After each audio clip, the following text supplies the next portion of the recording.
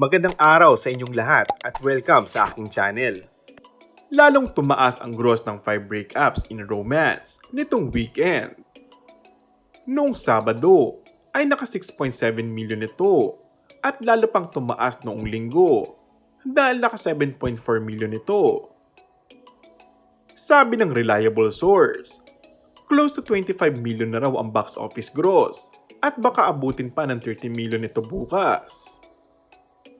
Hanggang ngayon kasi ay tuloy-tuloy pa rin ang promo nila at talagang aligaga sina Alden Richard at Julia Montes sa pagdalo sa mga black screenings.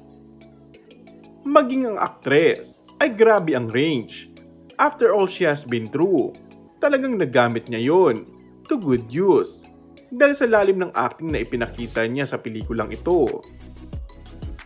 Matapos magpa-black screening ang boyfriend na si Coco Martin, sumunod naman sina Ogie Alcacid at Regine Velasquez ay nagpa-black screening sa UP Town Center kagabi lamang.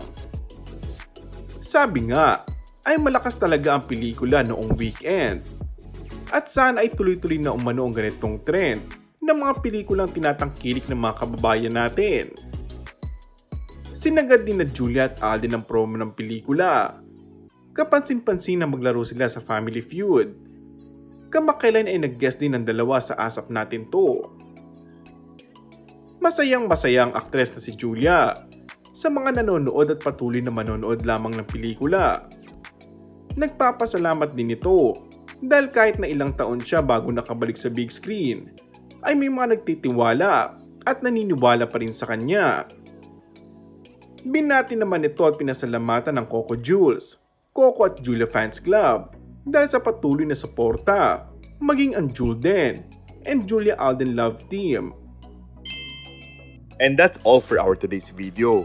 Kung bago ka lang sa akin channel ay mag-subscribe at pindutin na rin ang notification bell. Maraming salamat!